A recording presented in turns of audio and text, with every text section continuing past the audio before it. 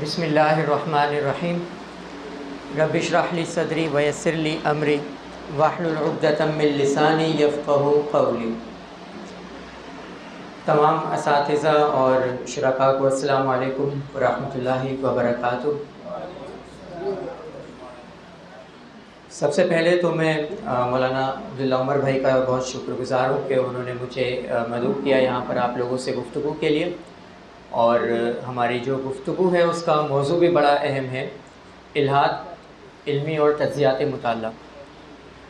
ابھی جب میں یہاں پر آ رہا تھا تو میں یونیورسٹی میں بیٹھا ہوا تھا، اور وہاں پر کسی نے اس کا جو اشتہار ہے وہ دیکھا، تو وہ اشتہار دیکھتے ہوئے انہوں نے مجھ سے یہ کہا کہ بڑا ہی اہم موضوع ہے، اور الحاد ایک بہت بڑا چیلنج ہے، ایک بہت بڑا نظریہ ہے جس کے خلاف ہمیں کام کرنا ہے۔ ظاہر سی بات ہے کہ یہ بات انہوں نے جس تناظر میں کہی تھی وہ بالکل ایک درست تناظر تھا، لیکن میرے ذہن میں اس وقت ایک بات آئی، وہ یہ تھی کہ الحاد کوئی چیلنج نہیں ہے۔ ہم میں سے بہت سارے لوگ الحاد کو ایک چیلنج سمجھتے ہیں، لیکن میرا خیال ہے کہ الحاد کوئی چیلنج نہیں ہے، کوئی نظریہ نہیں ہے جس کے خلاف ہمیں لڑنے کی ضرورت ہے۔ اس کی وجہ یہ ہے کہ جب ہم چیلنج کی بات کرتے ہیں، جب ہم نظریات کی بات کرتے ہیں، نظریے کی بات کرتے ہیں، تو وہ کسی استدلال پر کھڑا ہوا ہوتا ہے، وہ کسی افکار پر کھڑا ہوتا ہے، کچھ بنیادیں ہوتی ہیں اس کی۔ جبکہ اگر آپ الحاد کی بات کریں تو محض یہ کچھ تخیلات ہیں، کچھ اوہام ہیں، کچھ وہم ہیں، اور کچھ اپنی طرف سے آپ کہہ سکتے ہیں کہ گمان ہے، اور زیادہ سے زیادہ آپ یہ کہہ سکتے ہیں کہ ایک لا علمی کا مجموعہ ہے یہ، جس کو ہم الحاد کہتے ہیں۔ تو الحاد کو ہمیں چیلنج نہیں سمجھنا چاہیے۔ ہمیں اگر ہم اپنا کام بحیثیت عالم دین یا بحیثیت ایک مسلمان کر لیں، بلکہ میں یہ کہوں گا کہ اگر ہم مذہب پرست ہونے کے بجائے خدا پرست ہو جائیں تو میرا خیال ہے کہ الحاد کا چیلنج تو پھر باقی بھی نہیں رہتا۔ تو میں دو جملے آپ لوگوں سے عرض کروں گا۔ ایک یہ کہ آج میں آپ کے سامنے الحاد کے پرچے پلٹ دوں اور جو ہے اس کے دھجیاں بکھیر دوں تو شاید اس جملے سے آپ کے جذبات کو بڑی تسکین پہنچے، لیکن اگر میں آپ سے یہ کہوں کہ آج میں الحاد کا جو بنیادی مقدمہ ہے جیسا کہ وہ ہے، جیسا کہ ایک ملحد سوچتا ہے الحاد کے بارے میں یا اپنے نظریات کے بارے میں، وہ پیش کروں تو شاید آپ کو اتنا جوش یا ولولہ انگیزی محسوس نہ ہو، لیکن وہ سنجیدگی ضرور پیدا ہوگی جو اس مسئلے سے سدباب کرنے کے لیے ہمیں درکار ہے۔ تو اسی تناظر میں، اسی نقطے کے ساتھ ہم اس گفتگو کا آغاز کریں گے، اور سب سے پہلے ہم یہ دیکھ لیتے ہیں کہ جس موضوع کے بارے میں ہم بات کر رہے ہیں الحاد، وہ کیا ہے، اس کی تاریخ کیا ہے، اور اس کا کچھ بنیادی تعارف کیا ہے۔ میں یہاں پر کچھ جو عربی زبان کی جو اصطلاحات ہیں اس سے گریز کروں گا، کیونکہ عربی آپ لوگ مجھ سے زیادہ بہتر جانتے ہیں۔ میں آپ کو انگریزی کے حوالے سے کچھ چیزیں بنیادی سمجھا دیتا ہوں کہ الحاد، انگریزی زبان میں الحاد کو کہا جاتا ہے ایتھیزم۔ کیا کہا جاتا ہے؟ ایتھیزم۔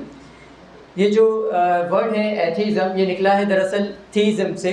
تھیو کہتے ہیں گاڈ کو، یعنی خدا کو، اور تھیوس اس کی جمع ہے جس کو ہم کہہ سکتے ہیں خدا بہت سارے یا پھر دیوتا۔ یونانی زبان میں تھیو کا مطلب ہوتا ہے گاڈ، اور تھیزم کا مطلب ہوتا ہے خدا پرستی، یعنی خدا کو ماننا، یا خدا کو ماننے والے کو ہم کہتے ہیں تھیسٹ۔ اسی طرح یہ جو ہند یورپی زبانیں ہیں، مثال کے طور پر انگریزی ہے، اردو ہے، ہندی ہے، پشتو ہے، فارسی ہے اور جرمن ہے، ان زبانوں میں ایک یہ معاملہ ہے کہ کسی بھی چیز کی نفی کے لیے حمزہ، جس کو ہم انگریزی زبان میں اے بھی کہہ سکتے ہیں، یہ یا پھر ان، یعنی اردو زبان میں حمزہ اور نون کا جو ہے لفظ استعمال کیا جاتا ہے۔ جیسے اگر آپ دیکھیں انگریزی میں ریلائبل یعنی قابل اعتماد، ان ریلائبل ناقابل اعتماد، یا اگر آپ اردو میں دیکھیں تو پڑھا لکھا جس کو ہم کہتے ہیں اس کی جگہ ہم کہتے ہیں ان پڑھ یا انجانا یا ان گنت۔ تو یہ جو الفاظ ہیں یہ کسی بھی چیز کی نفی کے لیے لفظ استعمال کیا جاتا ہے۔ تو تھیزم کا مطلب خدا کو ماننے والا، اور ایتھیزم کا مطلب خدا کو نہ ماننا۔ تو ایتھیزم کا مطلب ہے خدا کو نہ ماننا، نو بلیف ان گاڈ اور گاڈس، یعنی خدا یا دیوتاؤں کو بھی نہ مانا جائے۔ اور تھیسٹ خدا کو ماننے والا، ایتھیسٹ ہم اس کو کہتے ہیں جو خدا کو نہیں مانتا۔ اگر آپ اس کی تاریخ جاننے کی کوشش کریں کہ الحاد اس دنیا میں کب سے ہے تو ہم بڑا مایوس ہوتے ہیں، اور خوشی سے مایوس ہوتے ہیں کہ الحاد کی تاریخ آپ کو ماضی میں کہیں نہیں ملتی۔ اس دنیا میں جب سے انسان نے شعور کی آنکھ کھولی ہے تب سے وہ مذہب اور خدا کو مانتا ہوا آ رہا ہے۔ 1000 سال کی انسان کی تاریخ میں کبھی کوئی ایسا دور نہیں گزرا ہے کہ بحیثیت مجموعی پورے ایک سماج نے خدا کے ساتھ بغاوت کر دی ہو اور یہ کہہ دیا ہو کہ ہم خدا کو نہیں مانیں گے. کبھی ایسا نہیں ہوا. یہ جو ماہرین بشریات ہے جو مختلف قدیم سماج کا مطالعہ کرتے ہیں، قبائلی جو معاشرے ہیں جن کو ہم وحشی قبائل بھی کہتے ہیں جو جنگلات میں رہتے ہیں، ان کا مطالعہ کرتے ہیں، وہ یہ کہتے ہیں کہ ہزاروں سالوں سے جب سے انسان اس دنیا میں آباد ہے تب سے وہ مذہب کو مانتا ہوا آ رہا ہے، چاہے وہ توحید پرستی کی صورت میں مانتا ہوا آ رہا ہو، چاہے وہ تثلیث کی صورت میں مانتا آ رہا ہو، یا چاہے وہ شرک کی صورت میں مانتا آ رہا ہو.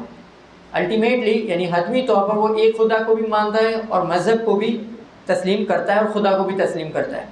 تو ہماری پوری تاریخ جو انسان کی رہی ہے اس میں آپ کو الحاد کہیں نہیں ملے گا. ہاں یہ ضرور ملے گا کہ خدا کے بارے میں کچھ گمراہ کن تصورات آپ کو مل جائیں. یعنی یہ ہو سکتا ہے کہ جیسے ہندوؤں کے ہاں ایک فلسفہ ہے جس کو ہم چار باغ کہتے ہیں، تو وہ خدا کو شخصی طور پر نہیں مانتے لیکن غیر شخصی طور پر ایک مابعد الطبیعاتی تصور کے طور پر مانتے، ایک میٹا فزیکل کانسیپٹس کے طور پر مانتے. اسی طریقے سے اگر آپ جین مت کو دیکھیں تو وہاں خدا کو خالق نہیں مانا جاتا لیکن بہرحال ایک دیوتا کی صورت میں یا ایک میٹا فزیکل یا مابعد طبیعتی ہستی کی صورت میں مانا جاتا ہے. تصورات مختلف ہو سکتے ہیں لیکن اس بارے میں کوئی شک و شبہ نہیں ہے، کوئی ہلکا سا بھی کوئی دو رائے نہیں ہو سکتی کہ انسان کی تاریخ میں روز اول سے لے کر آج تک خدا کا انکار کبھی بھی نہیں کیا گیا. اور میرا خیال ہے یہ بہت بڑی اینتھروپولوجیکل یعنی کہ ایک بشریاتی دلیل بھی ہے خدا کے وجود کی کہ جب سے اس دنیا میں انسان آباد ہے تب سے وہ خدا کو مانتا ہوا آ رہا ہے. تو الحاد کی تاریخ اگر آپ دیکھیں تو ماضی میں تو آپ کو اس کی مثال نہیں ملتی. یونان میں بعض لوگوں کو ملحد کہا گیا لیکن دراصل وہ بھی ملحد نہیں تھے صحیح معنوں میں. وہ ان دیوتاؤں کا انکار کر رہے تھے جن کو یونانی پوجتے تھے. بہت سارے دیوتاؤں کو پوجتے تھے جس کے اندر گریک جو گاڈس ہیں، زیوس گاڈ ہیں یا مختلف قسم کے دیوتا، وہ ان دیوتاؤں کا انکار کرتے تھے. یہاں تک کہ آپ کے علم میں ہوگا کہ جو سوکریٹس پر بھی الحاد کا الزام لگایا گیا. وہ بھی الزام اسی وجہ سے لگایا گیا، یہی کہہ کر لگایا گیا یہ ان خداؤں کو نہیں مانتا جنہیں ہم پوجتے ہیں. اگر آپ اس کی تاریخ اٹھا کر پڑھیں تو وہ عبادت بھی کرتا تھا، تو وہ بھی خدا کا انکار کرنے والا نہیں تھا. یہ جو مذہب اجتماعی اعتبار سے یہ جو خدا کے خلاف ایک بغاوت اٹھی ہے یہ بہت بعد میں جا کر یوں سمجھ لیں کہ 13ویں صدی سے 14ویں صدی کے بعد کا زمانہ ہے، جب یورپ میں نشأت ثانیہ کا دور تھا. یہاں سے خدا کا انکار شروع ہوا اور اس کی بھی پوری تاریخ ہے جس کو ہم انشاءاللہ کوشش کریں گے کہ جب ہم الحاد کے اسباب اور محرکات کو جاننے کی کوشش کریں تو وہاں پر انشاءاللہ ہم اس کو ڈسکس کر لیں گے. الحاد کی اگر آپ بنیادی اقسام کو دیکھیں تو دو اقسام ہیں اس کی، یعنی ایتھیزم. الحاد کی دو اقسام ہیں. پہلی جو قسم ہے اس کو کہا جاتا ہے ایگنوسٹسزم، جس کو ہم اردو زبان میں کہتے ہیں لادریت. اور جو دوسری قسم ہے اس کو کہا جاتا ہے ڈیزم، اور اردو میں مجھے اس کے لیے کوئی اچھا الفاظ نہیں ملا. بعض کتابوں میں نے اس کے لیے ایک ربوبیہ کا الفاظ پڑھا تھا لیکن وہ مجھے زیادہ موزوں نہیں لگا تو میں نے یہاں پر ڈیزم ہی لکھا ہوا ہے. اگر ہم لادریت کو دیکھیں، ایگنوسٹک کو سب سے پہلے دیکھیں تو ایگنوسٹک وہ انسان ہوتا ہے جو یہ مانتا ہے کہ خدا کے انکار یعنی خدا کو ریجیکٹ کر دینا، خدا کے کانسیپٹ کو، یا پھر خدا کے ماننے کے لیے ہمارے پاس جو دلائل ہیں وہ مکمل نہیں ہیں، ناکافی ہیں. وہ ہمیشہ شک کا شکار رہتا ہے. یعنی اگر آپ کسی ایگنوسٹک سے جا کر پوچھیں کہ کیا آپ خدا کو مانتے ہو تو وہ نہ ہی کیٹیگوریکلی یعنی نہ ہی وہ واضح طور پر اس کا انکار کرے گا کہ خدا نہیں ہے، نہ ہی وہ اس بات کا اقرار کرے گا کہ ہاں خدا موجود ہے، بلکہ وہ کیا کہے گا کہ ہم اس پوزیشن میں ہی نہیں ہیں علمی اعتبار سے کہ ہم خدا کا اقرار یا انکار کر سکیں. وہ کہتا ہے کہ ہمارے پاس دلائل ہی نہیں ہیں، ہم خدا کے بارے میں جان ہی نہیں سکتے. اگر ہم خدا کی ذات و صفات کی بات کریں تو ہمارا بھی یہی مان ہے کہ ہم خدا کی ذات کا صحیح ادراک تو ہم بھی نہیں کر سکتے. لا تدرک الابصار وهو یدرک الابصار. لیکن کیا ہم خدا کی معرفت حاصل نہیں کر سکتے؟ کیا ہم خدا کو ایک حقیقت کے طور پر نہیں پہچان سکتے؟ یہ جو لادری ہوتے ہیں یہ کہتے ہیں کہ نہیں، ہم خدا کو ایک حقیقت کے طور پر نہیں پہچان سکتے. دوسرا ان میں جو سب سے عام بات ہے وہ یہ ہے کہ یہ تنقید کرتے ہیں اس بارے میں کہ ہم بہت افرمیٹیو ہو کر یعنی بالکل واضح طور پر خدا کا اثبات یا خدا کا انکار کر دیں. وہ کہتے ہیں اس معاملے میں ہمیں پڑھنا ہی نہیں چاہیے کہ خدا کا وجود ہے یا نہیں، ہماری زندگی میں سے کوئی فرق نہیں پڑتا. ان کا ماننا یہ ہے کہ ہماری زندگی میں اس بات سے کچھ فرق نہیں پڑتا کہ خدا ہے یا نہیں، ہمیں اپنی زندگی گزارنی چاہیے اور ہم یہاں سے چلے جائیں گے. اگر ہوگا تو ہم دیکھ لیں گے، نہیں ہوگا تو ہمیں کچھ پتہ بھی نہیں چلے گا. وہ ہمیشہ اپنے آپ کو ایک اسکیپٹک یعنی کہ ایک تشکیک کی کیفیت میں رکھتے ہیں، شک کی کیفیت میں رکھتے ہیں، اور باوجود اس کے کہ خدا کے بارے میں بہت سارے دلائل ہیں خدا کو نہیں مانتے. اگر آپ بڑے بڑے ملحدین کو دیکھیں جن کا ہم آگے ذکر بھی کریں گے، رچرڈ ڈاکن ہے، اسٹیفن ہاکن اور بھی بہت سارے بڑے بڑے ملحد ہیں، اگر آپ ان کے لٹریچر کا مطالعہ کریں تو آپ کو یہ محسوس ہوگا، آپ ان کے انٹرویوز دیکھیں کہ زندگی میں کبھی نہ کبھی انہوں نے کہیں نہ کسی موقع پر اس بات کا اقرار ضرور کیا ہے کہ ہم خدا کو جانتے نہیں ہیں. یعنی حقیقتاً جو بھی اپنے آپ کو ایتھیسٹ کہہ رہا ہے، جو اپنے آپ کو کہہ رہا ہے کہ میں ملحد ہوں، ہوتا اصل میں وہ بھی ایگنوسٹک ہی ہے. وہ یہ سمجھ رہا ہوتا ہے کہ میرے پاس خدا کے دلائل نہیں ہیں، یا شاید اس کو مذہب سے کوئی بیر ہوتا ہے، مذہب سے کوئی دشمنی ہوتی ہے جس کی وجہ سے وہ خدا کا انکار بھی کر رہا ہوتا ہے. تو حقیقی اعتبار سے جو اصل جو طبقہ ہے وہ تو ایگنوسٹک ہی ہے، لیکن بہت سارے لوگ ایگنوسٹک کیونکہ یہ ایک عقلی کوئی پوزیشن نہیں، یعنی ایک یہاں تو آپ کسی چیز کو مانتے ہیں یا کسی چیز کا انکار کر دیتے ہیں. بہت کم ایسی چیزیں ہوتی ہیں جس کو آپ معلق رکھتے ہیں، جس کو آپ ہولڈ پر رکھتے ہیں.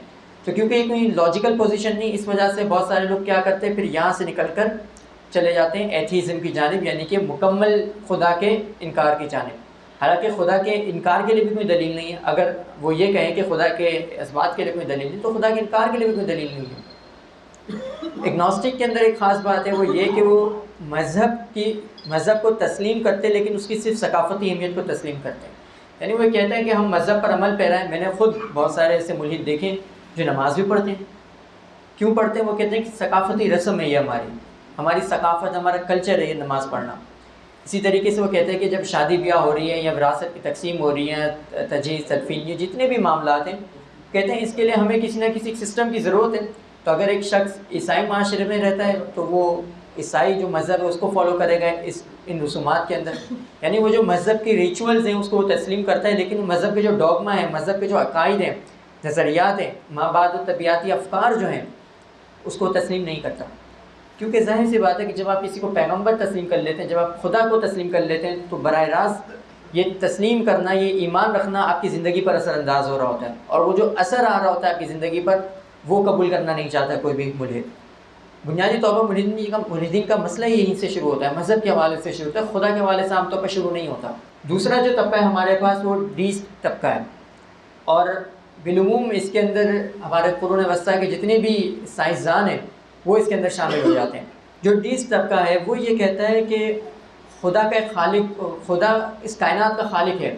ظاہر سی بات ہے کہ جب ہم کائنات پر غور و فکر کرتے ہیں، کائنات کو ہم دیکھتے ہیں، تو ہمیں یہ لامحالہ ماننا پڑتا ہے.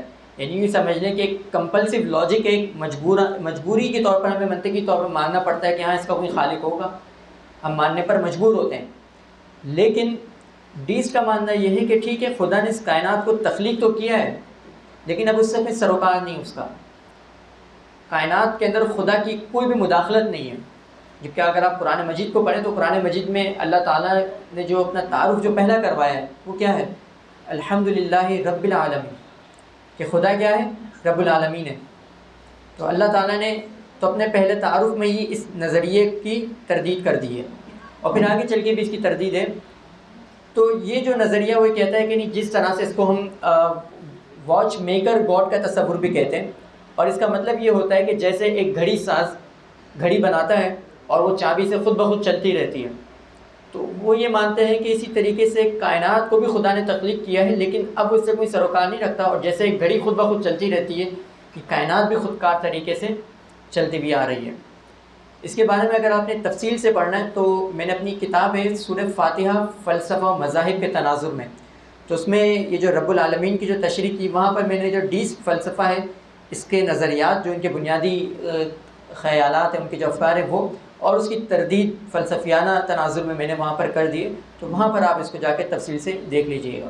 یہاں پر اگر آپ نیو ایتھیزم کی بات کریں تو نیو ایتھیزم سے مراد وہ طبقہ ہے جو اس زمانے میں الحاد کو لے کر چل رہا ہے. یعنی الحاد کی یوں سمجھ لیں کہ علم بردار ہیں، جو الحاد کے مبلغین ہیں. جو اگر آج ہم الحاد کے اوپر کچھ کام کرنا چاہتے ہیں، الحاد کو سمجھنا چاہتے ہیں کہ الحاد کا بنیادی مقدمہ کیا ہے، تو ہمیں ان 4 مصنفین کو پڑھنا چاہیے. ان کو پڑھے بغیر ہم الحاد کے حوالے سے کوئی کام نہیں کر سکتے. ان میں پہلا نام رچرڈ ڈاکن کا ہے. یہ عام طور پر جو مذہب کا جو ایک معاشرتی پہلو ہے، اس کے اوپر بڑی جو ہے وہ رد کرتے ہیں. اس کے بعد آ جاتا ہے سیم ہیرس. یہ جو مذہب کا جو جنگ کا معاملہ ہے یا دہشت گردی ہے مذہب کی تاریخ کے اندر، اس کے اوپر بڑی تنقید کرتے ہیں. اور کرسٹوفر ہشین یہ جو ہے مذہب کے جو عقائد ہیں اس کے اوپر بڑی تنقید کرتے ہیں۔ اس کے علاوہ ڈینیل ڈینیٹ یہ مذہب کے بارے میں تھوڑا سا ایک ہمدردانہ نقطہ نظر رکھتے ہیں، یعنی یہ مانتے ہیں کہ مذہب کا مطالعہ کرنا چاہیے، مذہب انسان کی ضرورت ہے، لیکن مذہب کی صداقت کوئی بھی تسلیم نہیں کرتے۔ یہ ایولیوشنری ایک سائنٹسٹ ہے، سوشل سائنٹسٹ ہیں، تو یہ کہتے ہیں کہ مذہب ہماری ضرورت ہے، ہمیں مذہب کو ماننا چاہیے، لیکن وہی بات کہ یہ کیا مانتے ہیں، مذہب کی ثقافتی یا سماجی اہمیت کو مانتے ہیں، مذہب کو صداقت ایک حقیقت کے طور پر نہیں مانتے۔ یعنی یہ نہیں مانتے کہ مذہب کا جو سرچشمہ ہے وہ الہامی کوئی سرچشمہ ہو سکتا ہے، کوئی آسمانی سرچشمہ ہو سکتا ہے۔ وہ یہ کہتے ہیں کہ ٹھیک ہے، مذہب خود معاشرے نے ایجاد کیا اور معاشرے کی ضرورت ہے، ہمیں اس کے اوپر عمل کرنا چاہیے۔ تو ان چار یہ جو مصنفین ہیں ان کو پڑھنا بالکل لازمی ہے سمجھ لیں آپ کے لیے، اگر الحاد کے حوالے سے آپ لوگ میں سے کوئی کام کرنا چاہتا ہے۔ اس کے بعد اگر ہم رد الحاد پر اردو زبان میں خاص طور پر کچھ کتابوں کا ذکر میں کر دوں، تفسیر معرف الفرقان مولانا ادریس خان دہلوی، معرف القرآن ہے غالباً یہ۔ ایک اور تفسیر ہے میں جو لکھنا چاہ رہا تھا وہ تھی تفسیر تعارف الفرقان، یہ حماد نسیم ایک تھے صاحب، حمید نسیم ہے یا حماد نسیم ہے، ان کی 8 جلدوں میں تفسیر ہے، ادیب تھے بنیادی طور پر، لیکن انہوں نے فلسفہ اور مذاہب کے تناظر میں قرآن مجید کی تفسیر کی ہے۔ اتنی معروف نہیں ہے لیکن بڑے کام کی چیزیں، خاص طور پر ہر جلد کے آخر میں جو انہوں نے چیزیں لکھی ہیں۔ یہ اس کے بعد جو تیسری کتاب ہے بڑی مشہور ہے، مدارس میں پڑھائی بھی جاتی ہے، اسلام اور اقلیات کے، اور اس کے بعد جو چوتھی کتاب ہے مذہب اور جدید چیلنج، مولانا وحید الدین خان صاحب کی کتاب ہے، اور انہی کی ایک اور کتاب ہے اظہار دین اور اقلیات اسلام کے نام سے بھی کتاب ہے ان کی۔ اس کے علاوہ مولانا اشرف علی تھانوی علیہ رحمہ کی کتاب احکام اسلام عقل کی روشنی میں، اور مذہب پر اعتراضات کے حوالے سے دیکھیں تو اشرف الجواب غالباً ایک کتاب ہے جو کافی عرصہ پہلے میں نے پڑھی تھی۔ الدین القیم مولانا علامہ مناظر احسن گیلانی، اور یہ جو کتاب ہے بہت ہی یوں سمجھنے کی زبردست کتاب ہے، یعنی ان تمام کتابوں کو آپ پڑھیں نہ پڑھیں، اس ایک کتاب کو پڑھنے تو بڑی زبردست کتاب ہے۔ اور میں سمجھتا ہوں کہ بر صغیر میں جو ذہین ترین لوگ اگر پیدا کیے ہیں بر صغیر میں تو ان میں سے یہ نام آتا ہے ہمارے۔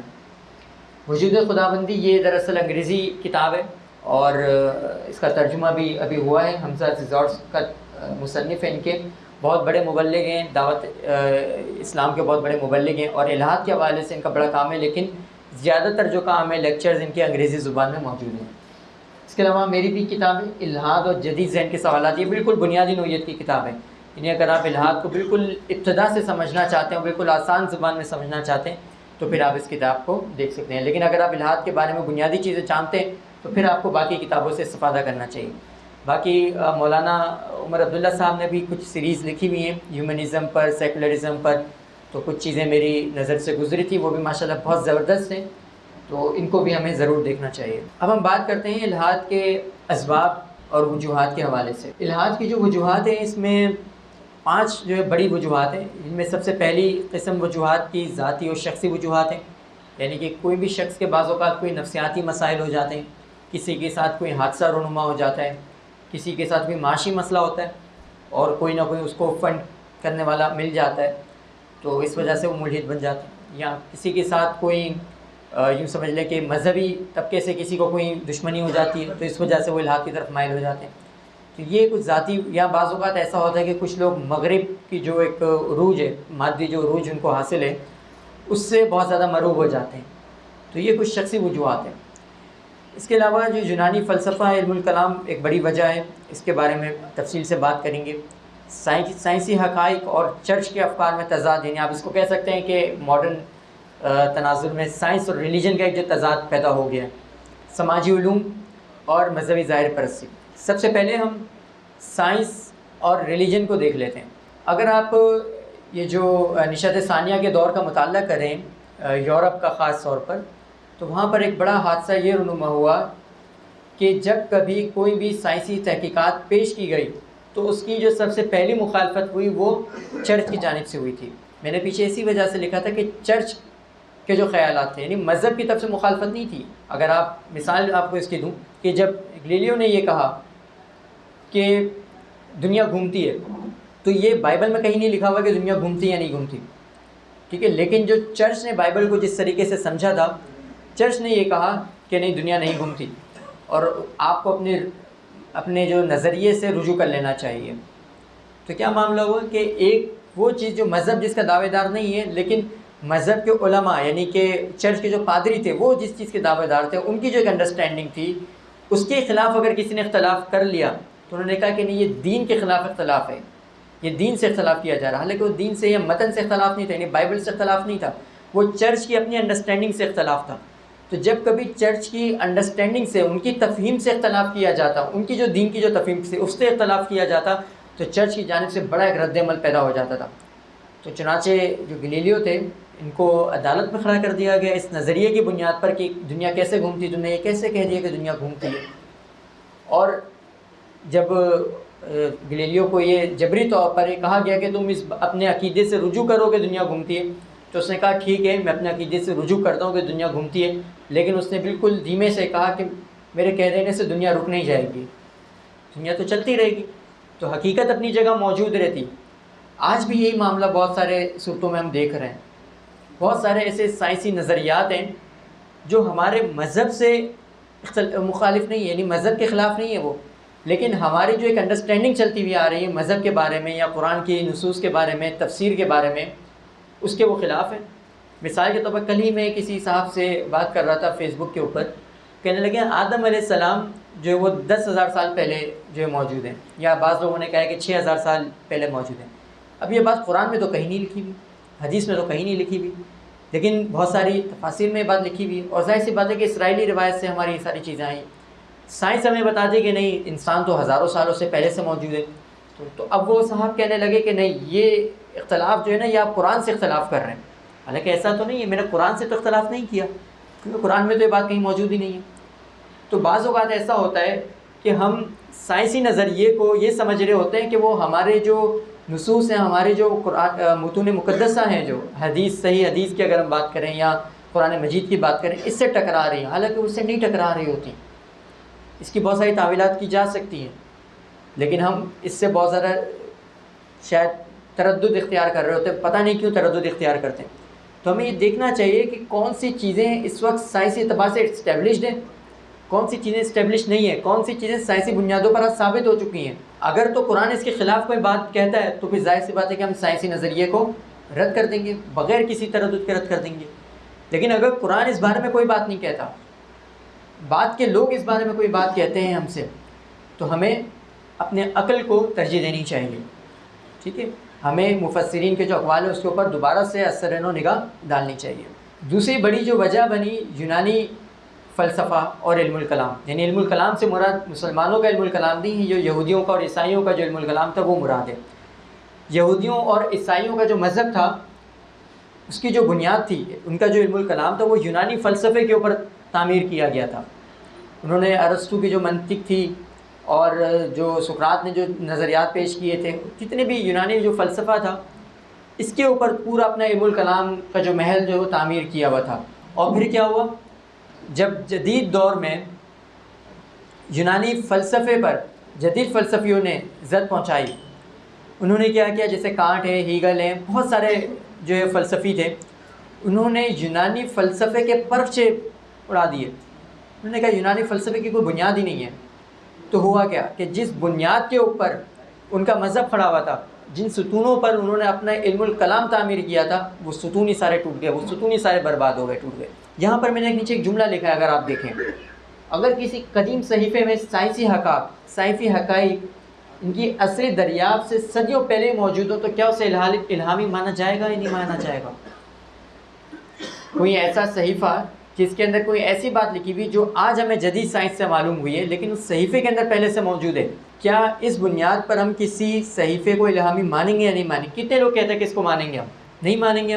ہمارے ہاں ایک بڑی معروف اپروچ ہے کہ قرآن مجید کو سائنس سے ثابت کرنا۔ آپ نے دیکھا ہوگا بڑے بڑے مقررین اس کے اوپر بات کر رہے تھے، سائنس، قرآن اور سائنس، اسلام اور سائنس۔ قرآن کو ثابت کیا جا رہا ہے سائنس سے، بگ بینگ ثابت کر رہے ہیں قرآن سے، کبھی کچھ ثابت کیا جا رہا ہے، مختلف نظریات ثابت کیے جا رہے ہیں۔ حالانکہ جس طریقے سے ہم ایولیوشن کو تھیوری کہہ کر رد کر دیتے تو بگ بینگ کو تھیوری کہہ کر رد کیوں نہیں کر دیتے؟ وہ بھی تو تھیوری ہے، اور بگ بینگ کے مقابل اور بھی بہت ساری تھیوریز موجود ہیں، لیکن ہم اس کو مان رہے ہیں۔ اگر یہ نقطہ بنا لیا جائے، یہ بنیاد بنا لی جائے کہ سائنسی بنیاد پر ہم قرآن کی حقانیت کو ثابت کریں گے، تو یقین مانیں اور بھی بہت ساری کتابیں ہیں جس کے اندر سائنسی شواہد، سائنسی باتیں، سائنسی حقائق جو موجود ہیں۔ آپ ہندوؤں کی کتابیں اٹھا کے دیکھ لیں، بہت ساری کتابیں باقاعدہ لکھی گئی ہیں، ہندوؤں نے لکھی ہیں کہ اب ہماری کتابوں کے اندر دیکھو سائنسی حقائق موجود ہیں، اور واقعتاً موجود ہیں۔ جیسے ہم قرآن مجید سے یہ بات ثابت کرتے ہیں کہ قرآن مجید کے اندر بگ بینگ کا تصور موجود ہے کہ زمین و آسمان آپس میں ایک تھے، پھر ان کو جدا کر دیا گیا۔ آپ کو معلوم ہے یہ قدیم اساطیر جیوملائی داستانیں جو تھی ان میں بھی یہ عقیدہ موجود تھا کہ زمین اور آسمان پہلے سے ایک تھے اور بعد میں اس کو الگ کر دیا۔ میں چند پہلے ایک کتاب پڑھ رہا تھا، جاپان کا جو قدیم مذاہب ہے، قبائلی جو ان کے مذہب ہے، ان کی مقدس کتاب تھی وہ، اس کے اندر بھی یہی بات لکھی ہوئی تھی۔ تو کیا میں اس بنیاد پر اس کو بھی الہامی تسلیم کر لوں کہ یہ بھی خدا کا کلام ہے، یا کم سے کم اس ورڈز کو، اس منتر کو یا اس فکرے کو الہامی تسلیم کر لوں اس بنیاد پر؟ ایسا نہیں ہو سکتا۔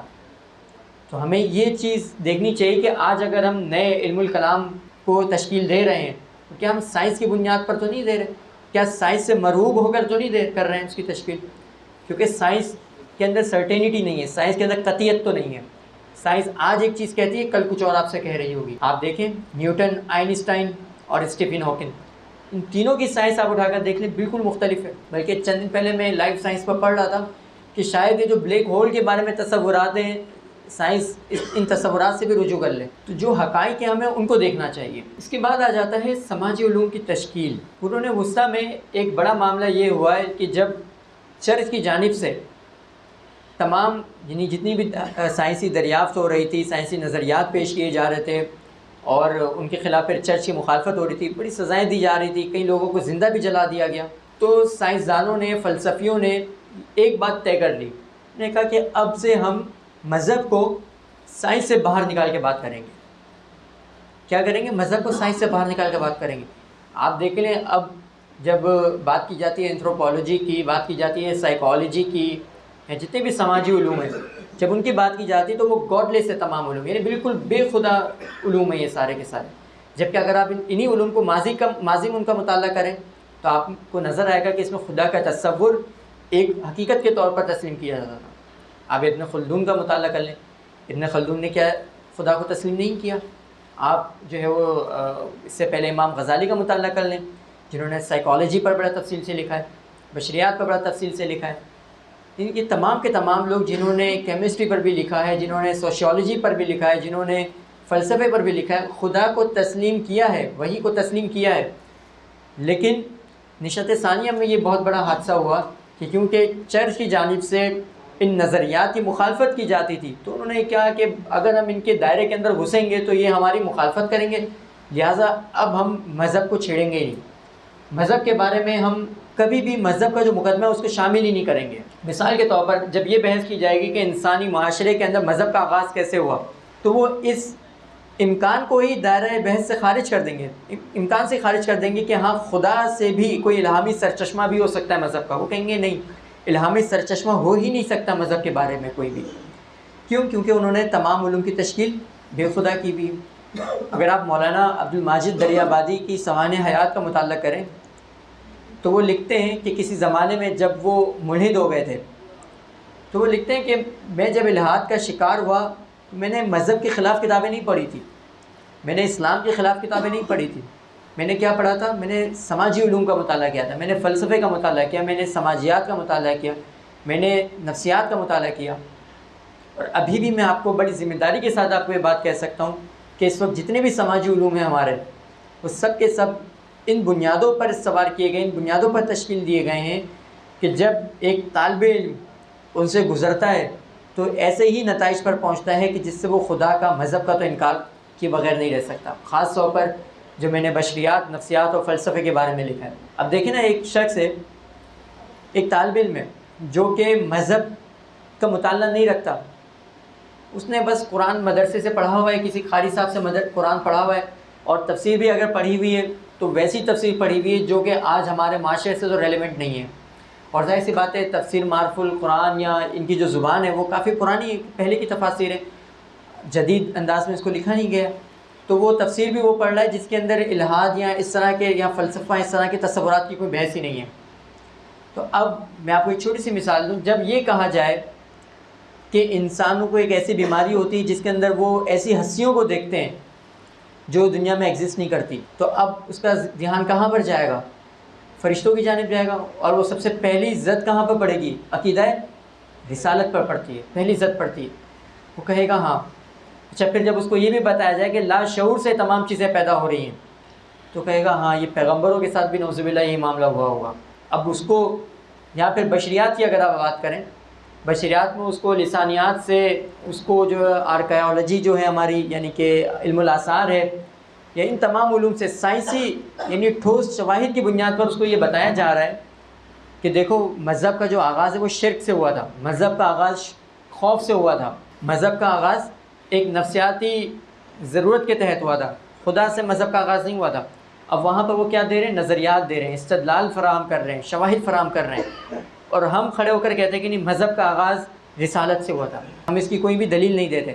تو مجھے ایک بات بتائیں کہ ایک ایسا انسان جو مذہب سے دور ہے، ایک ایسا طالب علم جو مذہب سے دور ہے، وہ کس کی بات مانے گا؟ وہ دلیل کی بنیاد پر چیزوں کو تسلیم کرے گا، یا آپ کا صرف اور صرف ایک دعویٰ تسلیم کرے گا؟ وہ تو دعوے کو تسلیم کرے گا جس کی دلیل بھی موجود ہے، اب وہ دلیل چاہے جیسی بھی ہے، کیونکہ اس کا علمی بیک گراؤنڈ تو اتنا ہے نہیں، اس کا پس منظر تو ہے نہیں کہ اس دلیل کے اندر جو نقائص ہیں اس کو دیکھ سکے۔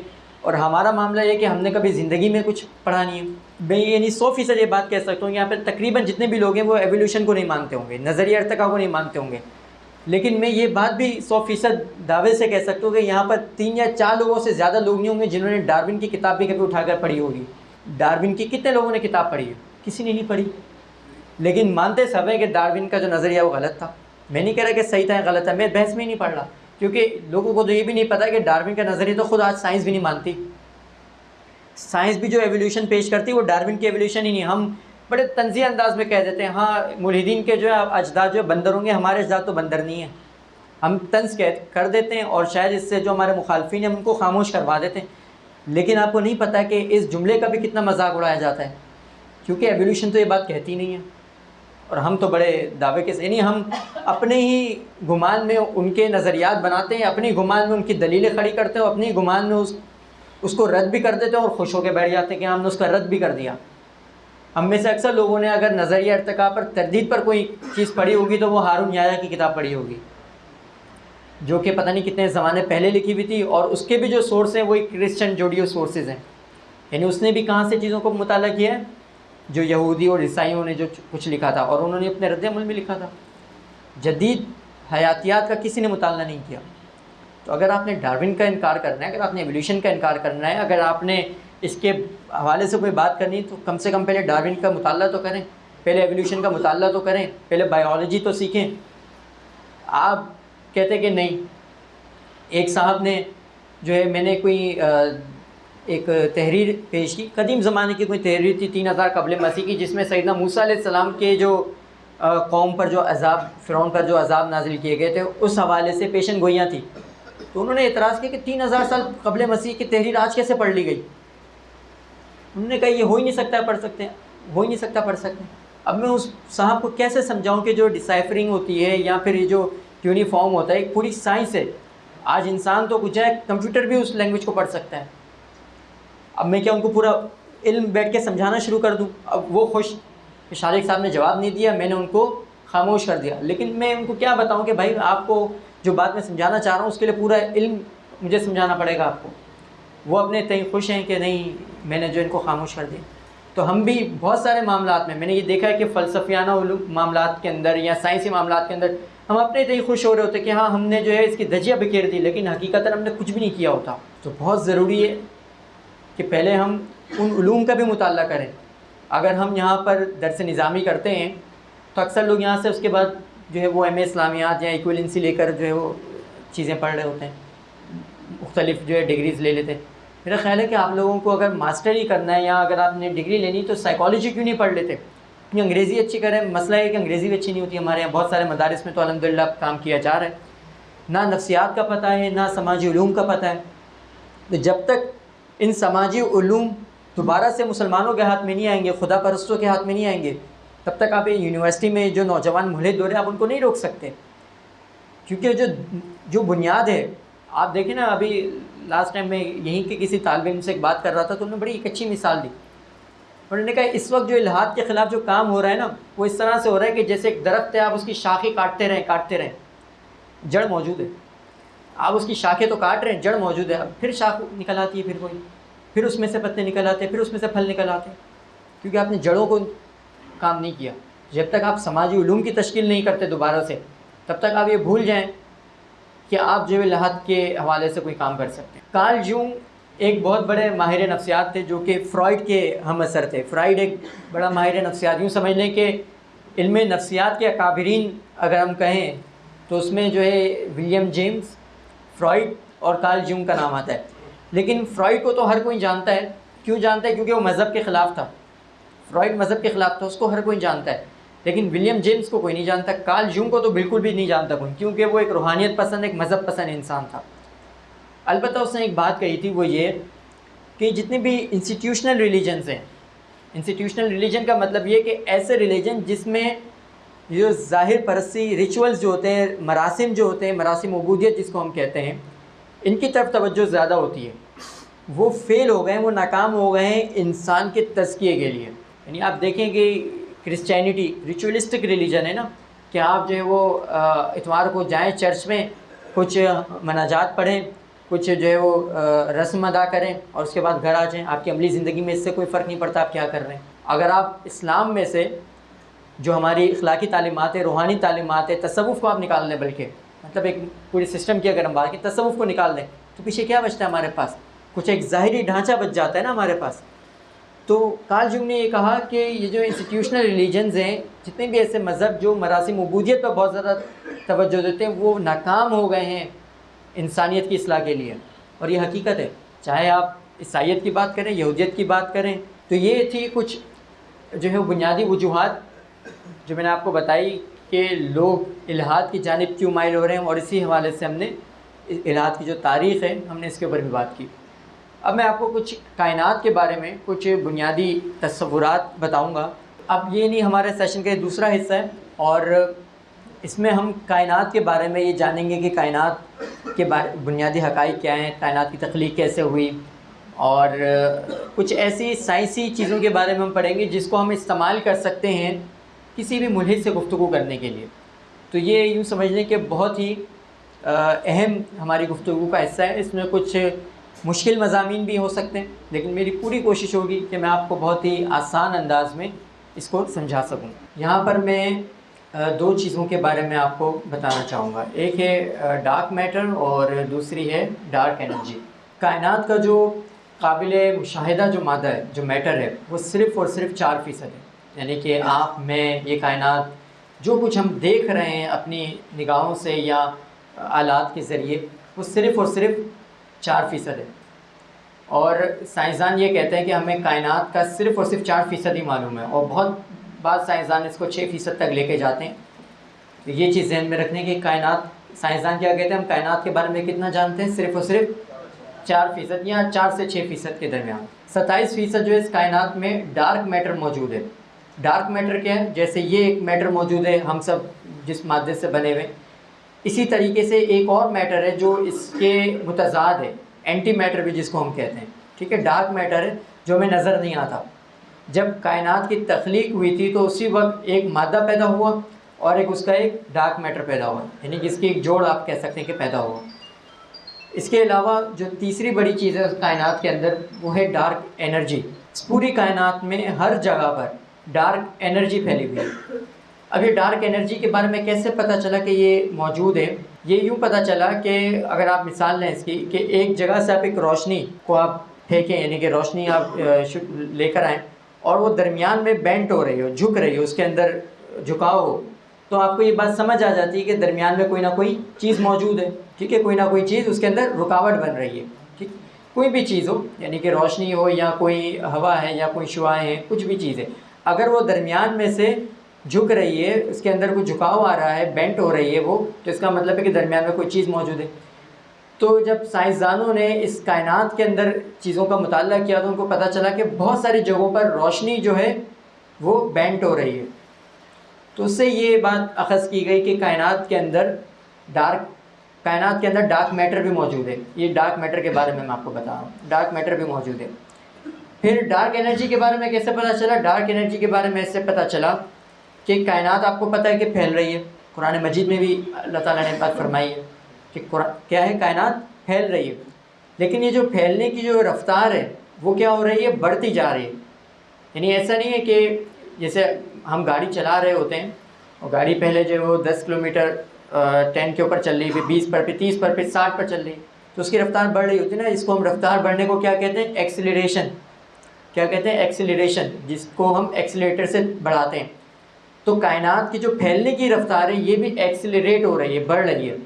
تو سائنسدانوں نے اس سے یہ نتیجہ اخذ کیا کہ اس کے پیچھے بھی کوئی نہ کوئی انرجی، کوئی نہ کوئی توانائی موجود ہے جس کی وجہ سے اس کی رفتار بڑھ رہی ہے. ٹھیک ہے، اس کے پیچھے پورا ایک جو ہے ایکویشن موجود ہے، تو وہ ایکویشن میں یہاں پر بیان نہیں کر رہا. تو ڈارک میٹر اور ڈارک انرجی، آپ دیکھیں کائنات کا کتنے فیصد حصہ ہے، یعنی کہ 4% کو آپ نکال دیں تو باقی پوری کیا ہے؟ ڈارک میٹر اور ڈارک انرجی ہے. لیکن اچنبھے کی بات یہ ہے کہ ہم اس کے بارے میں کچھ بھی نہیں جانتے. یعنی ڈارک میٹر کیا ہے، ڈارک میٹر کی خصوصیات کیا ہیں، کیا ہے، کیسی ہے، کیوں پیدا ہوئی، اور کس طریقے سے اس کا بیہیویئر ہے، رویہ ہے، یعنی وہ کس طرح سے کام کرتی ہے، کچھ بھی نہیں معلوم ہمیں اس بارے میں. یعنی کائنات کے 96% وجود کے بارے میں معلوم ہی نہیں ہے. اب یہ چیز میں نے آپ کو یہاں پر کیوں بتائی ہے؟ پہلی بات تو یہ کہ سائنسدانوں کا جو دعویٰ ہوتا ہے کہ ہم بہت کچھ جانتے ہیں، یہ دعویٰ آپ ان کو بتا دیں کہ ہم کچھ بھی نہیں جانتے اس کائنات کے بارے میں. پہلی بات تو یہ، جب ہم کائنات کے بارے میں صرف 4% جانتے ہیں تو اس کائنات کی سب سے بڑی حقیقت کا کیسے انکار کر سکتے ہیں ہم؟ پہلی بات. دوسری بات یہ کہ جب ہم یہ کہتے ہیں کہ فرشتوں کا وجود ہے، جنات کا وجود ہے، یا دوزخ کا، جنت کا، یعنی جتنے بھی ہمارے جو مابعد و طبیعاتی تصورات ہیں ان کا وجود ہے، تو ہم اس کو کیسے مانیں گے؟ تو ہم اسی بنیاد پر مانتے ہیں کہ دیکھیں یہ بھی کیسے مان لیں آپ، سائنسدان کیسے مان رہے کہ ڈارک انرجی یا ڈارک میٹر موجود ہے؟ استدلال کی بنیاد پر. تو ہم بھی استدلال کی بنیاد پر مانتے ہیں. تو کیا بعید ہے کہ اگر کائنات کے اندر یہ ڈارک انرجی موجود ہے تو اسی طرح کی کوئی اور انرجی جس کو ہم، یعنی انرجی سے مراد کوئی شعوری ہستی کی انرجی، فرشتے بھی تو نور سے پیدا ہوئے نا، تو کوئی اور انرجی موجود ہے جس کو ہم فرشتے کہہ سکتے ہیں، کوئی اور انرجی موجود ہے جس کو ہم جنات کہہ سکتے ہیں، لیکن وہ ایک شعوری ہستی ہو. تو جب ہم ڈارک انرجی کو مان سکتے ہیں تو پھر فرشتوں کو بھی مان سکتے ہیں، پھر ہم جنات کو بھی مان سکتے ہیں، پھر ہم جنت کو بھی مان سکتے ہیں، دوزخ کو بھی مان سکتے ہیں. پہلی بات یہ چیز ادراک زمانہ. آپ نے دیکھا کہ یہ جو ویڈیو چل رہی تھی اس میں نیچے لکھا ہوا تھا 1 سیکنڈ لائٹ، پھر آگے لکھا ہوا تھا 3 بلین لائٹ ایئرس، یہ تمام چیزیں لکھی ہوئی تھی. اس سے کیا مراد ہے؟ اس سے میں آپ کو اس کو ایک مثال سے سمجھاتا ہوں. فرض کیجئے کہ میں یہ کہتا ہوں کہ یہاں سے جو طارق روڈ کا علاقہ ہے وہ تقریباً آدھے گھنٹے کی ڈرائیو پر ہے یا 20 منٹ کی ڈرائیو پر ہے. تو اس کا کیا مطلب ہے کہ ایک شخص یہاں سے اگر کسی گاڑی میں بیٹھے گا تو وہ آدھے گھنٹے میں پہنچ جائے گا. یا اگر میں کہتا ہوں کہ یہاں سے میرا گھر 10 منٹ کے فاصلے پر ہے، واکنگ ڈسٹینس پر ہے، تو اس کا کیا مطلب ہے کہ اتنا فاصلہ، کہ جتنا فاصلہ 10 منٹ کے اندر طے کیا جائے گا. تو لائٹ ایئرس کا مطلب یہ ہوتا ہے کہ اتنا فاصلہ، کہ جتنا فاصلہ روشنی 10 منٹ میں یا 1 سال میں یا کروڑوں سال میں طے کرتی ہے. مثال کے طور پر زمین سے سورج کتنے فاصلے پر ہے؟ ایک طریقہ تو یہ کہ ہم اس کو فاصلہ ناپیں، جو ایک میل ہوتی ہے یا کلومیٹر ہوتے ہیں، اس کے ذریعے ناپیں. دوسرا طریقہ یہ ہے کہ ہم ناپیں لائٹ کے ذریعے، کہ زمین اور سورج کے درمیان جو ہے وہ تقریباً 7.5 منٹ لگ بھگ کا جو لائٹ کا فاصلہ موجود ہے. یعنی روشنی جتنا فاصلہ 7.5 منٹ میں طے کرتی ہے اتنے فاصلے کے اوپر سورج موجود ہے. آپ کو پتہ ہے سورج اگر 7.5 منٹ کے فاصلے پر موجود ہے روشنی کے اعتبار سے، تو اس کا کیا مطلب ہے؟ اس کا مطلب یہ ہے کہ اگر خدا نخواستہ سورج بجھ گیا تو ہمیں 7.5 منٹ کے بعد پتہ چلے گا. ہم سورج کو جلتا ہوا اپنی آنکھوں سے دیکھ رہے ہوں گے، سورج کو ہم جلتا ہوا اپنی آنکھوں سے دیکھ رہے ہوں گے، حالانکہ سورج 7.5 منٹ پہلے ختم ہو چکا ہے، بجھ چکا ہے، لیکن ہم دیکھ رہے ہیں. کیوں دیکھ رہے ہیں؟ کیونکہ اس کا جو عکس ہے، اس کا جو منظر ہے، اس کی جو روشنی ہے، وہ ہم تک کب پہنچی ہے؟ 7.5 منٹ کے بعد پہنچی ہے. اسی طریقے سے بہت سارے ستارے ایسے ہیں جو ہم آج جو ہے ٹیلیسکوپس کے ذریعے یا مختلف ذرائع سے دیکھ رہے ہیں، لیکن وہ بھی وجود بھی نہیں رکھتے، یا وہ اس جگہ پر موجود نہیں ہے، لیکن آج ہم دیکھ رہے ہیں. کیوں دیکھ رہے ہیں؟ کیونکہ وہاں کی جو روشنی ہے، وہاں کا جو عکس ہے، وہ ہم تک آج پہنچا ہے. اب اس 7.5 منٹ کا اس کو اور واضح کر لیں، آسان کر لیں، 7.5 منٹ کے فاصلے کو بڑھا دیں، یعنی 1 سال پر لے کے چلے جائیں. تو اس کا مطلب یہ ہے کہ زمین سے اگر ہم ایک سال کے فاصلے یا نوری فاصلے پر دیکھ رہے ہوں گے تو ہمیں کون سا منظر نظر آ رہا ہوگا وہاں کا؟ وہ منظر نظر آ رہا ہوگا جو وہاں پر ایک سال پہلے تھا۔ اب آپ اس کو الٹ کر دیں، وہاں پہ ایک شخص زمین کو دیکھ رہا ہے تو اس کو یہاں پہ کون سا منظر نظر آئے گا؟ ایک سال پہلے۔ اب فاصلہ بڑھاتے جائیں تو ایک وقت وہ بھی آ جائے گا جب زمین پر جو ڈائناسورس گھوم رہے ہوں گے، ایسا ہی ہے نا؟ تو ٹائم یعنی کہ وقت جو ہے یہ اصل میں ایک اضافی چیز ہے، یہ صرف اور صرف ہمارے مائنڈ کے اندر ہے، حقیقت الگ سے کوئی وقت موجود نہیں ہے۔ اگر آپ کو اس کی چھوٹی سی مثال سمجھنی ہو تو اس کو آپ یوں سمجھ سکتے ہیں کہ خواب ہے۔ آپ کو پتہ ہے خواب میں بھی وقت ایگزسٹ نہیں کرتا، ٹائم ایگزسٹ نہیں کرتا ہے، وقت نہیں ہوتا۔ کسی کو یاد ہے کہ خواب کا نقطہ آغاز کیا ہوتا ہے؟ کسی کو یاد نہیں ہوتا۔ خواب ہم دیکھتے ہیں، ہمیں پتہ ہے کہ ہم نے یہ دیکھا تھا، لیکن ایگزیکٹلی کس نقطے سے وہ خواب شروع ہوا تھا آپ کو نہیں پتہ ہوگا۔ اچھا، پھر بعض اوقات اس کے اندر جو واقعات ہو اس کی ترتیب بھی نہیں معلوم ہوتی، کبھی ایک واقعہ، کبھی دوسرا واقعہ، کبھی تیسرا واقعہ، کبھی ایک جگہ، کبھی دوسری جگہ، کبھی تیسری جگہ۔ یہ اس احساس کی یا اس ادراک کی مثال ہے کہ جس کو ہم کہتے ہیں زمان و مکان سے ماورا ہونا۔ ایک لمحے آپ یہاں پر ہوتے ہیں، ایک لمحے آپ دوسری جگہ ہوتے ہیں، ایک لمحے آپ ایک چیز محسوس کرتے ہیں، دوسرے لمحے آپ دوسری چیز محسوس کرتے ہیں، اور وقت کا آپ کو احساس ہی نہیں ہوتا۔ تو یہ جو چیزیں میں نے آپ کو سمجھائی وہ یہاں پر لکھی ہوئی۔ اب اگر کوئی یہ کہتا ہے کہ خدا اول و آخر ہے، اگر ہم یہ کہتے ہیں کہ خدا اول و آخر، وہ کہتا ہے کیسے؟ تو ہم کہتے ہیں خدا تو وقت سے ہی بالکل ماورا ہے۔ ہم تو یہ کہتے ہیں اول و آخر کا مطلب یہ ہے نا کہ وقت سے ماورا ہونا۔ وہ کہے گا وقت سے ماورا کیسے؟ تو آپ اس کو بتائیں کہ ٹائم تو ایگزسٹ ہی نہیں کرتا بھائی، آپ کون سی دنیا میں؟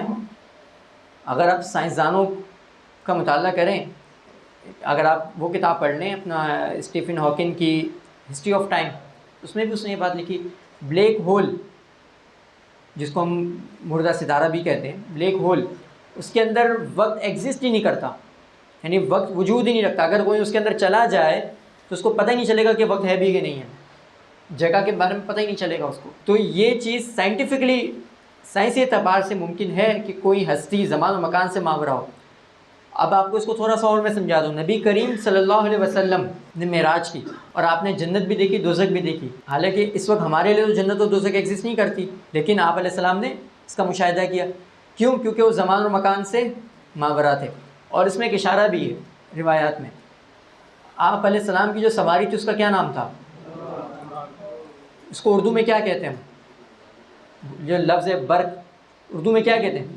بجلی، انرجی جس کو ہم کہتے ہیں۔ انرجی بھی دراصل روشنی ہوتی ہے، یعنی انرجی روشنی ہوتی ہے اصل میں۔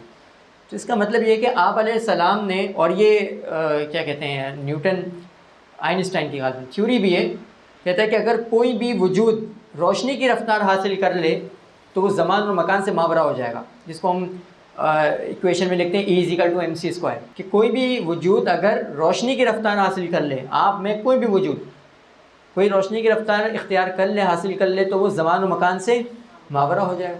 تو اس کا مطلب ہے کہ پاسبلٹی تو موجود ہے کہ معراج بھی ہو سکتی ہے، پاسبلٹی تو موجود ہے کہ زمان و مکان سے ماورا بھی ہوا جا سکتا ہے، اور خدا اول و آخر ہے، اس کی بھی پاسبلٹی موجود ہے، بلکہ اس کی تو دلیل موجود ہے ہمارے پاس آ گئی ایک طریقے سے، ٹھیک ہے نا؟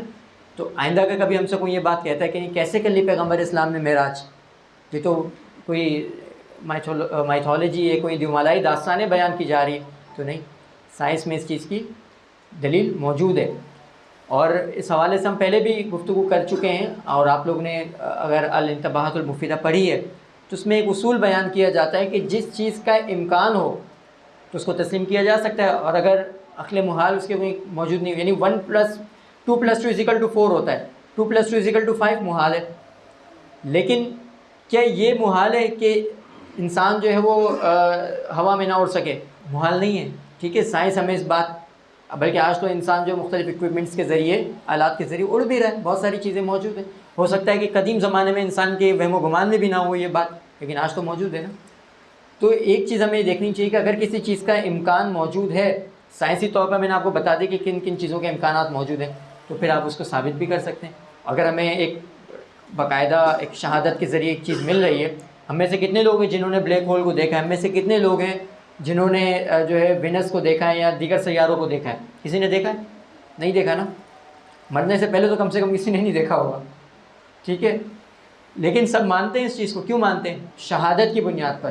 شہادت کی بنیاد پر. تو علم کا ایک سورس تو وہ ہے جو ہم مادی علوم کے ذریعے حاصل کرتے ہیں، ایک سورس وہ ہے جو ہم روحانیت کے ذریعے حاصل کرتے ہیں یا پھر وحی کے ذریعے حاصل کرتے ہیں.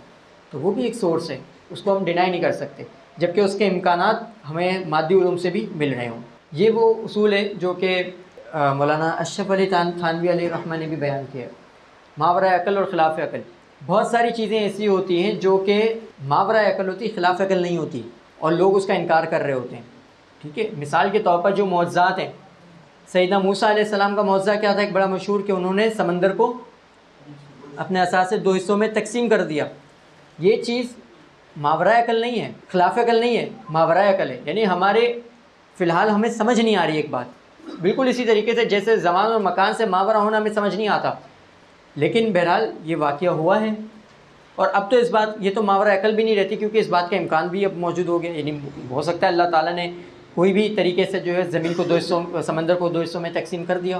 کوئی بھی اسباب پیدا کر سکتے ہیں. اللہ تعالیٰ اسباب کے محتاج نہیں ہے، لیکن اسباب، اگر اسباب ہمیں یہ بتا رہے کہ امکان ہو سکتا ہے تو پھر ہمیں کیا معنی ہے کہ ہم اس کو تسلیم نہ کریں. ان چیزوں کو کچھ بھی ہو سکتا ہے اس زمانے میں. پھر یہ جو چیز ہم نے دیکھی کہ محال عقلی نہ ہو، مثلا محال عقلی کہتے ہیں کہ ایسی چیز جو عقلی طور پر ممکن ہی نہیں ہو.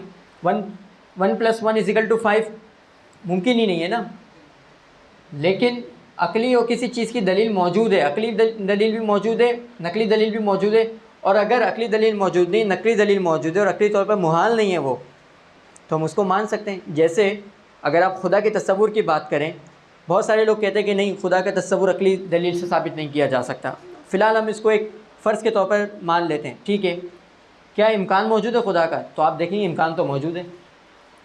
آپ کسی بھی ملحد سے اگر یہ کہیں نا کہ وہ دیانت داری کے ساتھ اس کائنات کا مطالعہ کرے، تو وہ غالب گمان تک تو پہنچ ہی جائے گا کہ ہاں غالب گمان یہی ہے، موسٹ پروبیبلٹی یہی ہے کہ اس کائنات کے اندر ایک ہستی موجود ہے. ادھر تک تو وہ پہنچ ہی جائے گا. اب اس کی جو شہادت اس کو ملے گی وہ کہاں سے ملے گی؟ وہ وہیں سے ملے گی. ملحد کا ایک بہت بڑا مسئلہ یہ ہے کہ وہ اس چیز کو پہلے تسلیم کر لیتا ہے کہ نہیں، خدا تو ہے ہی نہیں. اب دیکھیں ایک شخص ہے، وہ آنکھیں بند کیے بیٹھا ہے، وہ کہتا ہے مجھے بتاؤ روشنی کی دلیل دو. آپ اس کو دے سکتے ہیں روشنی کی دلیل؟ روشنی کا تجربہ کرنے کے لیے آنکھیں تو کھولنی پڑے گی بھائی. پہلے ایک بڑے صوفی تھے، ان کے پاس ایک شخص آیا، اس نے کہا کہ بتاؤ خدا موجود ہے؟ انہوں نے نہیں کہا کہ ہاں خدا موجود ہے یا خدا موجود نہیں. میں نے کہا خدا کو ماننا چاہتے ہو؟ خدا کو جاننا چاہتے ہو؟ یہ پوچھا. خدا کو جاننا چاہتے ہو نہیں جاننا چاہتے ہو؟ اگر ہاں تو پھر آؤ، نہیں جاننا چاہتے ہو تو ٹھیک ہے، خدا نہیں ہے موجود، جاؤ. کیونکہ جس نے پہلے ہی طے کر لیا کہ خدا نہیں ہے تو پھر آپ اس کو کتنی بھی دلیل دے دیں نہیں مانے گا. ہمیں سائنس، اور میرا خود کا ذاتی ایکسپیرینس بھی یہی ہے کہ سائنس اور جتنی بھی یہ چیزیں ہیں، عقلیات، عقلی علوم جتنے بھی ہیں، ہمیں خدا ایک حد تک پہنچا دیتے ہیں کہ ہاں خدا یا کوئی ہستی موجود ہونی چاہیے، موسٹ پروبیبل موجود ہونی چاہیے، غالب گمان یہ کہ موجود ہونی چاہیے. اب اس کی شہادت ہمیں کیسے ملے گی؟ وہ تب ملے گی جب ہم خدا کو مان کر مذہب پر عمل پیرا ہو جائیں، ورنہ نہیں ملے گی شہادت. ورنہ آپ دیکھیں خدا کے حق میں جتنے دلائل دیے جاتے ہیں اتنے ہی اس کے خلاف بھی دلائل دیے جا رہے ہوتے ہیں. اور یہ تو بالکل یعنی کون اس سے ناواقف ہوگا کہ دلائل اصل میں ہوتے کیا ہیں.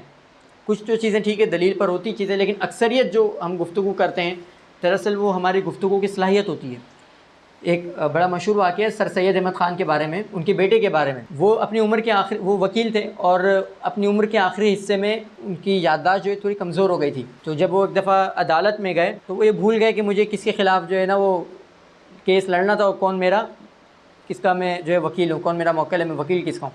اب وہ جو دلائل دے رہے ہیں وہ اپنے ہی موکل کے، اپنے بندے کے خلاف دینا شروع ہو گئے. یہ وہ اس کے تو چہرے کے رنگ ہی اڑ گئے، بھئی یہ کیا ہو رہا ہے میرے ساتھ. پھر جب وہ درمیان میں ایک وقفہ آیا تو اس نے کہا حضرت کیا کر رہے ہیں آپ؟ تو میرے خلاف سارے دلائل دے رہے ہیں. میں تو بھول گیا یہ کیا ہوا، یہ تو میں بھول گیا.